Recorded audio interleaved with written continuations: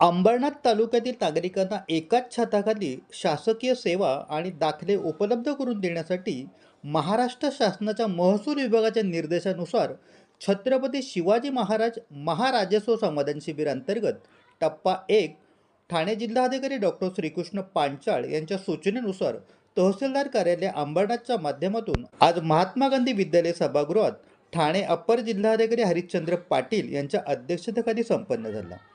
अंबरनाथ मतदारसंघाचे आमदार डॉक्टर बालाजी किनीकर, उल्हासनगरचे प्रांत अधिकारी विजयानंद शर्मा, उपाधीक्षक भूमी अभिलेख सुवर्णा पाटील, तहसीलदार अमित पुरी, अंबरनाथ नगरपालिकेचे नगरसेवक नगरसेविका, त्याचप्रमाणे नायब तहसीलदार, मंडलाधिकारी, सर्व तलाठी, इतर विभागाचे कार्यालय व कर्मचारी मोठ्या संख्येने उपस्थित होते। नागरिकांसाठी आवश्यक असलेले विविध शासकीय दाखले, महसुली व शासकीय काम एकाच ठिकाणी या शिबिराच्या माध्यमातून होत असल्याने जनता व प्रशासन यामध्ये अंतर कमी होत असताना दिसत आहे। या शिबिरात एकूण 450 नागरिकांनी उपस्थिती नोंदवली, तसेच 70 विद्यार्थी अशा प्रकारे विविध लाभार्थी शेतकरी यांनी शिबिराचा लाभ घेतला असल्याची माहिती अंबरनाथचे तहसीलदार अमित पुरी यांनी दिली। या शिबिरामुळे प्रशासन आणि जनतेमधील अंतर कमी होऊन नागरिकांचे काम एका दिवसात मार्गी लागल्याने नागरिकांच्या चेहऱ्यावर समाधान बघायला मिळाले।